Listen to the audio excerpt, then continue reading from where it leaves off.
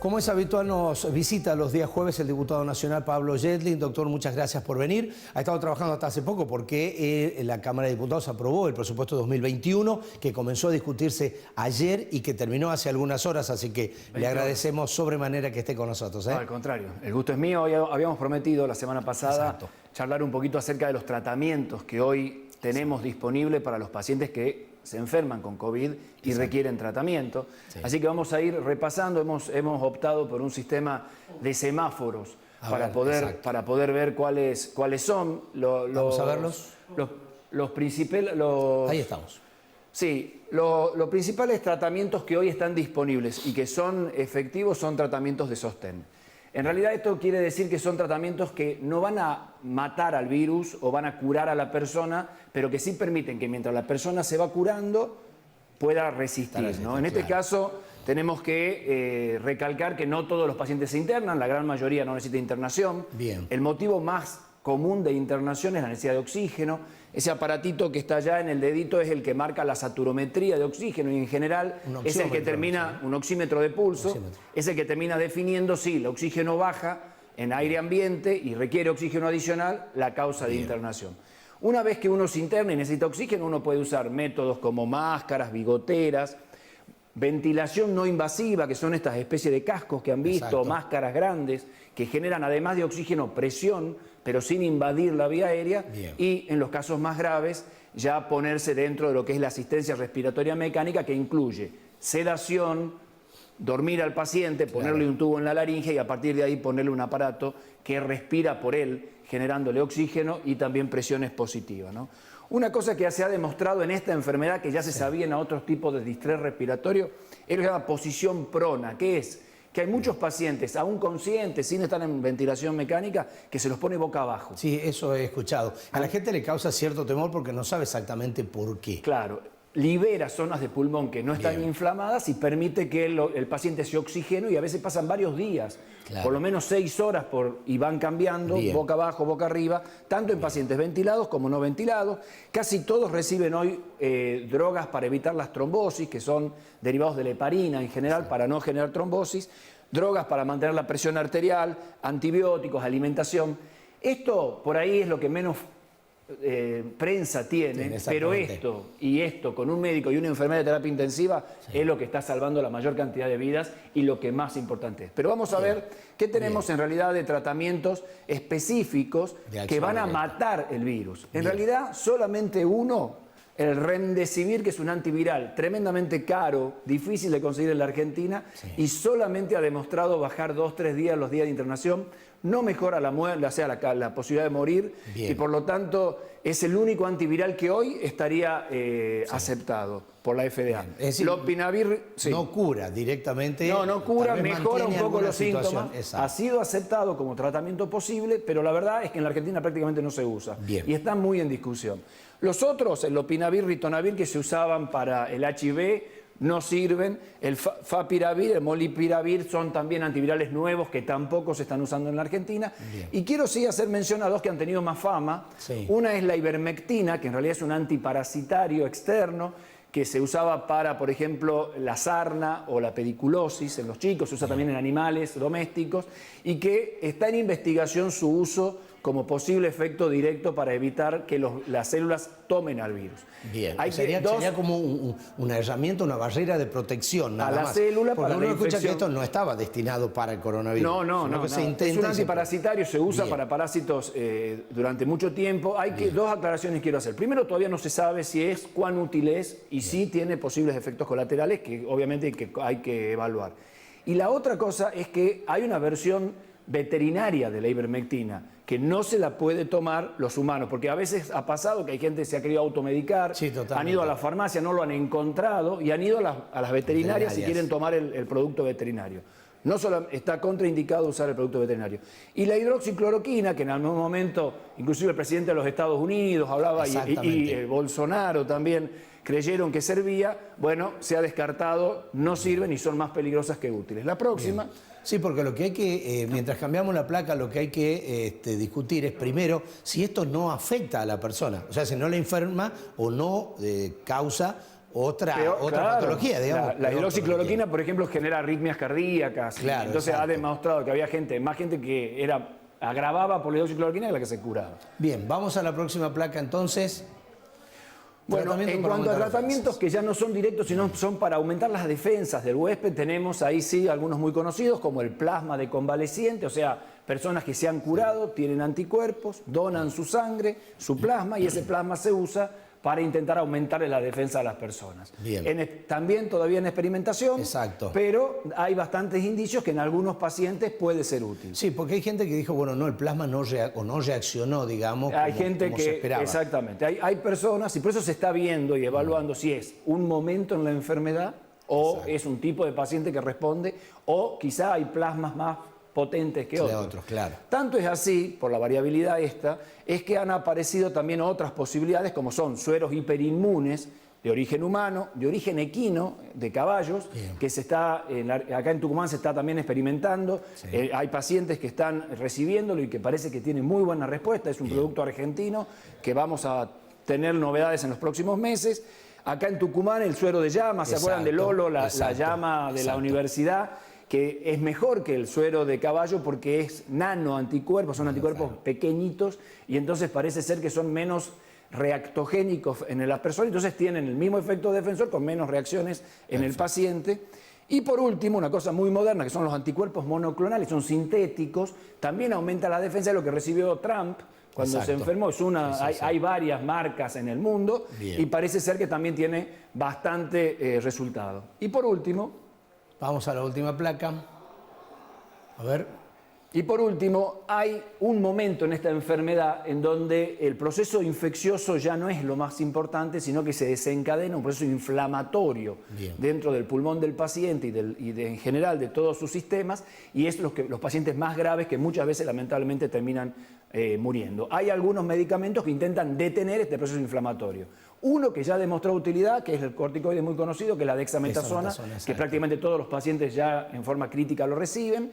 Y después hay otros que están en investigación, como tocilizumab, interferón, ibuprofeno inhalado. Eso quiero detenerme porque esto fue también polémico a nivel nacional y sigue siendo el tema del ibuprofeno inhalado, porque además la gente también cree que lo va a poder hacer uno mismo, y yo creo que es lo peor que podemos hacer, sobre todo cuando no se conoce qué es lo que va a pasar. Así es, el ibuprofeno inhalado obviamente no es el ibuprofeno que usamos como antiinflamatorio, es una variante, es la misma droga, pero viene en una ampolla especial y se usa en forma inhalada e intenta, digamos, el sentido es también detener el proceso inflamatorio pulmonar. Bien.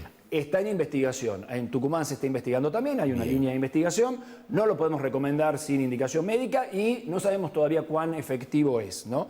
Y inclusive hay lugares donde se está haciendo hemodiafiltración, o sea, se filtra el plasma del paciente para sacarle productos proinflamatorios y que la inflamación se contenga. Entonces, decimos que lo más importante del tratamiento es el médico, la enfermera y la unidad de cuidados intensivos cuando el paciente está grave. Eso es lo más importante. Ellos saben lo que tienen que hacer y los cuidados habituales y el oxígeno. Sí, pero sobre todo, doctor, porque hay mucho que no se conoce. Exacto. Se está, digamos, yo siempre digo, porque cuando nos referimos a todo lo que está pasando, es a prueba y error. Es decir, desde que comenzó todo esto, esa prueba y error, como usted nos ha dado una serie de alternativas que en algunos pacientes les hace mejor o rápidamente el cuerpo tal vez responde, y en otros ni siquiera nada. Y muchas veces no sabemos si el cuerpo responde por esa alternativa o por otra alternativa, porque reciben a veces muchas medicaciones al mismo tiempo. Entonces creo que lo más importante es que aquellos pacientes, que no todos se tienen que internar, que muchos de estos pacientes la pasan relativamente mal, pero ambulatorios, y la causa más común de internación es la falta de oxígeno, y que ese cuidado del médico y de la enfermera en una terapia intensiva o en una terapia intermedia o en una internación común con oxígeno, son las cosas que vienen salvando la mayor cantidad de pacientes que vos ves recuperados. Lo que dijo al comienzo, me quedé con una frase, que es la mayor cantidad, digamos, de infectados no necesita ser internado. Nada. El 80%. El 80% no necesita ni oxígeno. Bien, hablamos de personas que tienen algunos síntomas, pero que en su casa... Claro, pierden el olfato, se congestionan, están con un poquito de tos, les duele mucho el cuerpo, todo eso, fiebre, unos días de fiebre. fiebre, pero nunca empiezan con necesidad de oxígeno. Cuando empiezan con necesidad de oxígeno, quiere decir que se ha hecho una neumonía. La neumonía sí, en general, con necesidad de oxígeno, se interna. La enorme mayoría de ellos se curan solos. Pero hay un grupo de ellos que pasa a la terapia intensiva y hay un grupo que hacen este proceso inflamatorio gravísimo, que es el que puede matar. Los síntomas llevan a la neumonía porque también a veces dicen, no, bueno, el tema es que el coronavirus con neumonía, es decir... No, el coronavirus produce a veces neumonía. Exactamente. O sea, el coronavirus la mayoría de veces no produce neumonía, pero produce neumonía a veces. En esos casos son los casos más graves. Perfecto. Doctor, muchas gracias por visitarnos y sobre todo hoy porque en realidad tuvo una sesión, estuvo despierto toda la noche, la madrugada, así que muchas gracias. Además es bueno que se haya aprobado el presupuesto para el año próximo. Por supuesto que es bueno, claro que sí. Gracias entonces, con él nos volvemos a encontrar el próximo jueves, nosotros nos vamos. Como siempre, a nuestro invitado de los días jueves, al doctor Pablo Jedlin, diputado de la Nación. Doctor, bienvenido y muchas gracias. Al contrario, muchas gracias a ustedes. Una semana muy especial para este tema del coronavirus, con toda la discusión alrededor de la vacuna, con una carrera enorme de todos los laboratorios intentando llegar al destino que todos pretendemos que sea, ¿no? Que haya vacunas seguras, que haya vacunas que sean efectivas. Y bueno, y la Argentina intentando reservar en todos los lugares cantidad suficiente de vacunas para que cuanto antes esto pase podamos dejar atrás esta historia de la pandemia. Hoy quería comentarles algunas cosas que han cambiado en el pensamiento epidemiológico de cómo se transmite. Inicialmente, si podemos ver algunas de las imágenes, vamos a ver, nosotros siempre decíamos que el R de este virus era una palabra que habitualmente decíamos, era igual a 2, significa que cada paciente enfermo transmitía o contagiaba a 2 personas. Bien. Esto es distinto según la enfermedad. Por ejemplo, el sarampión tiene un R que puede llegar a 9, a 11, mucho más contagioso, pero el R de esto era 2. Y esto significaba que si teníamos un enfermo, vemos la próxima, en el mundo ideal, digamos, esta persona contagiaba a 2 personas, y esas 2 personas contagiaban a otras 2, a 4, y esas 4 a 8, y esto sucedía normalmente. Ahora, lo que hemos visto en realidad, no sé si lo podemos ver, es que en el mundo real no sucede eso. Y hay muchos enfermos, que en realidad no contagian a nadie. La mayoría de los pacientes no contagian a nadie. Y hay algunas personas o enfermos que contagian a muchas personas. Estos supercontagiantes, como se llama, en realidad tienen más que ver con la persona, tienen más que ver con cómo se produce el contagio. O sea, no para todas las personas es igual. No. Hay personas que contagian más, otras que directamente no contagian, pero ahora lo que se está buscando es por qué contagia, digamos. Exactamente. Y lo que hemos visto es que cuando uno ve que hay personas que contagian a muchas, y esto ha cambiado el sistema de buscar a los contagiados, que es lo que hacíamos normalmente. Agarrábamos a una persona que se había contagiado y veíamos a quién él había contagiado. Exacto. En cambio ahora lo que estamos haciendo es, la persona, queremos ver dónde se contagió, porque lo más probable es que esa persona no contagie a nadie, y es muy común que esa persona se haya contagiado en un evento súper contagiante. Claro. Entonces, ¿esto qué nos permite? Volver al tema de cuáles son, no sé si podemos avanzar un poquito, las recomendaciones, acá muy bien, las recomendaciones que siguen siendo muy parecidas a las otras, pero que básicamente se centran en lo que llamamos las 3C, las 3C, o sea, no ir a lugares cerrados, en donde no haya corriente de aire. Exacto. Y si tenemos que estar en un lugar cerrado con gente que no es de nuestra burbuja, entre comillas, abrir las ventanas, ventilar los ambientes. Exacto. Muy importante. No ir a lugares concurridos, mucho menos si son cerrados. Exacto. Esta sería la peor combinación. Y por último, si vamos a tener que hacer esto, no acercarnos a más de 2 metros a otra persona y mucho menos no hacerlo con el uso de barbijo. Claro. Me parece que es muy importante que la gente entienda, porque vamos a hacer un resumen. Hoy no hay un tratamiento específico, hoy todavía no tenemos vacuna, hoy lo único que nos defiende son las 3C. No lugares cerrados, no lugares concurridos, no distanciamiento social y barbijo. Y el barbijo. Y lavado de manos. Entonces, lo que también debemos decir es que el mundo se ha movido por prueba y error, porque en definitiva no se conocía este enemigo. Entonces esto ha cambiado en cuanto a los contagios, en vez de buscar el paciente cero, de dónde vino contagiado ese paciente. Es más importante trazar para atrás que para adelante. Exactamente, ha quedado claro. Es más entonces, efectivo. Entendí eso. Muy bien, perfecto, muy bien. Bueno, doctor, expectativa por la vacuna, que dicen que podría llegar en diciembre, la vacuna rusa, si bien hay otros laboratorios que están en marcha. Sí, en realidad la expectativa es que alguna de las vacunas que están en fase 3, que son cerca de 10, termine siendo lo suficientemente efectiva y segura. La rusa es una de estas. Y lo que ha hecho el gobierno es decir, bueno, si termina siendo, quiero 25 millones de dosis. Claro. Y Pfizer, y quiero 9 millones de dosis. Y AstraZeneca, y quiero 20 millones de dosis. Bien. Para tener la garantía de que la que termine siendo nos alcance para cubrir, aunque sea nuestros grupos más de riesgo, que son personal sanitario, mayores de 60 años, y aquellas personas con problemas en sus defensas. Ojalá podamos avanzar y vacunar a todos aquellos mayores de... Y una cosa que también me parece que estuvo en discusión es, ¿va a ser obligatoria la vacuna o no? Bueno, no necesariamente, porque para que sea obligatoria el ministro Ginés tendría que ponerla en calendario. Y tengo la sensación de que inicialmente va a ser una gran campaña de vacunación a grupos de riesgo sin ponerla en calendario. Y luego, una vez que sepamos cuál es la mejor vacuna para Argentina, a qué grupos vacunar en el segundo año, ahí sí transformarla en obligatoria. Gracias, doctor. Hasta la semana que viene. Gracias a ustedes. El doctor Pablo Jedlin con nosotros, por supuesto para contar esta vez el tema del contagio, que ha sufrido un giro en cuanto a lo que los profesionales indican de cómo debe realizarse en esto que estamos aprendiendo todos y ellos sobre todo para cuidarnos posteriormente. Será, si Dios quiere, hasta mañana. Ya llega con mucho picante. Estamos en vivo y en directo, como siempre, por la pantalla de Canal 10. Hasta mañana. Como es habitual, nos visita semanalmente el doctor Pablo Jedlin, diputado nacional. Pablo, bienvenido, muchas gracias. Gracias a ustedes, muchas gracias a Canal 10 también por esta oportunidad y contarles hoy algunos temas interesantes que tienen que ver con el desarrollo de la pandemia. Vamos a ver primero uno de los temas que me parece más interesantes, cómo nos vamos a comportar o cómo deberíamos comportarnos frente a la presencia nuestra de algún síntoma con respecto a coronavirus. Me refiero básicamente a fiebre o a algún síntoma respiratorio y sobre todo a una de las conductas que parece ser la más efectiva, que es el autoaislamiento. ¿Qué es el autoaislamiento? Es tomar la decisión frente o a un resultado positivo de test o en realidad a la presencia de síntomas de quedarme en casa.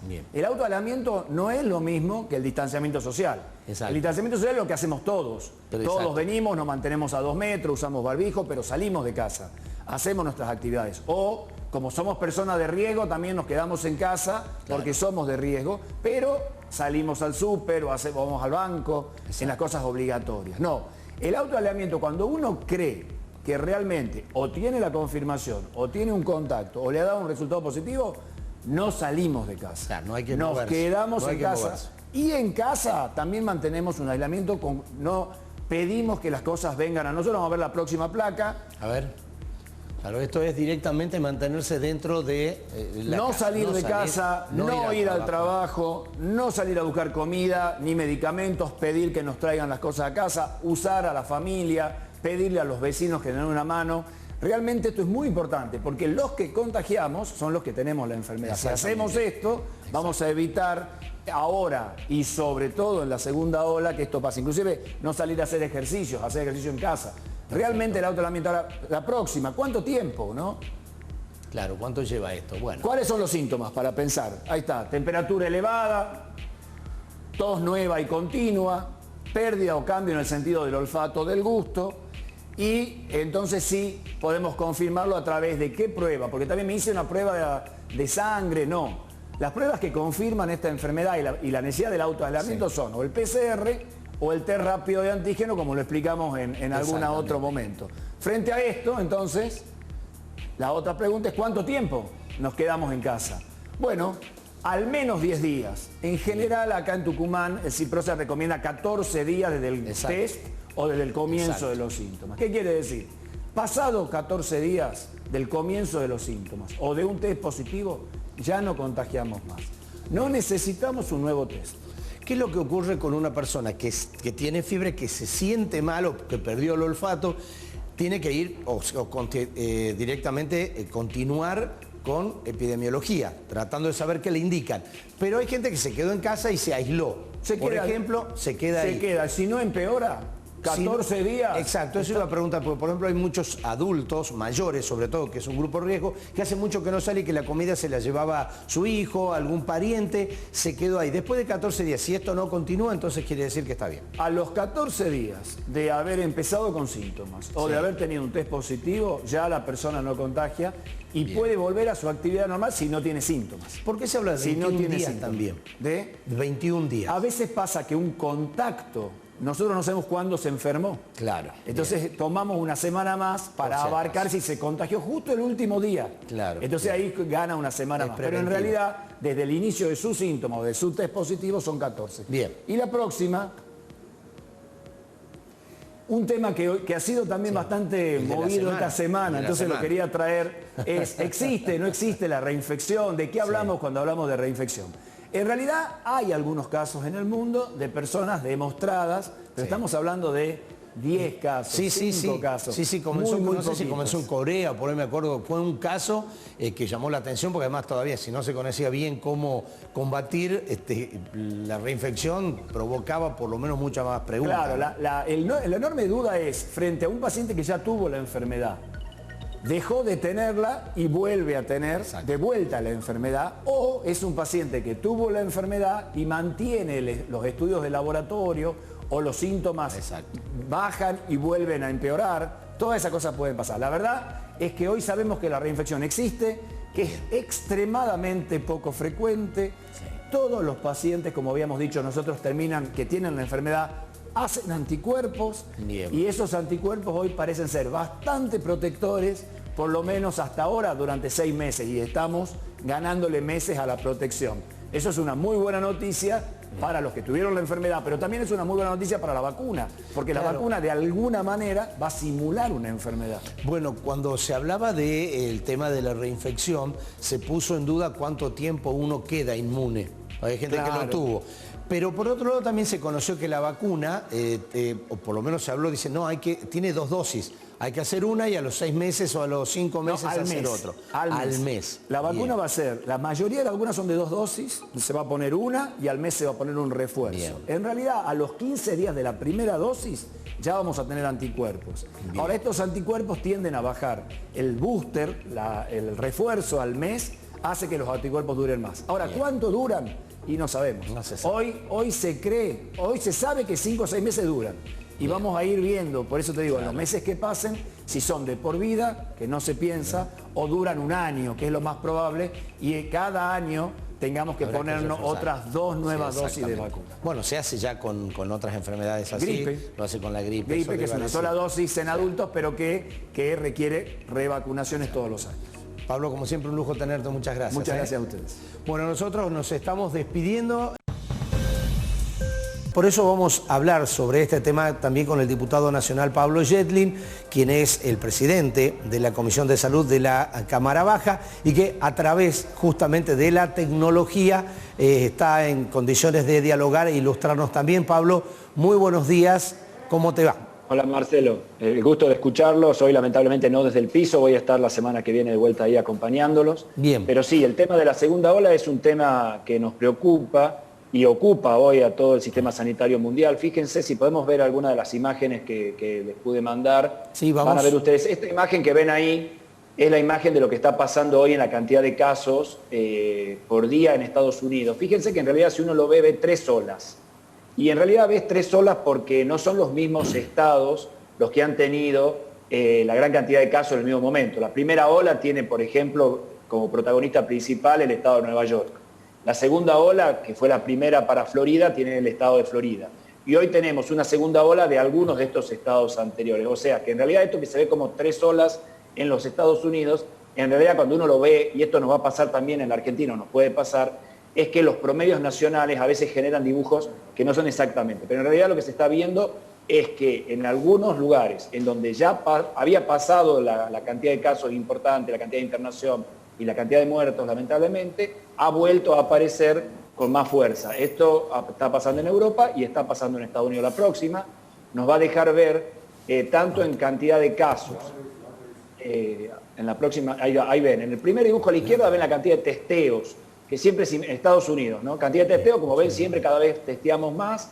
La segunda ve la cantidad de casos, la tercera la cantidad de internados y la última, lamentablemente, la cantidad de muertos. Ven cómo este sistema de olas es lo que ha dado en llamar a esta situación olas de la pandemia, ¿no? En la próxima vamos a ver también lo que pasa en un país europeo como Inglaterra. Fíjense, Inglaterra tuvo una primera ola ya por comienzo de la epidemia, después un periodo muy largo, casi sin casos, y ahora nuevamente, fíjense cómo la segunda ola casi triplica la cantidad de casos de la primera ola en número de casos. La próxima, acá vamos a tener una comparación de 3 países europeos, Francia, Italia e Inglaterra. Fíjense en cantidad de casos. También una primera ola importante en estos países, después un descenso que no llega a ser tan definitivo y ahora otra vez un aumento de casos que ya supera claramente a la primera ola. Esto es casos. En la próxima vamos a ver muertos.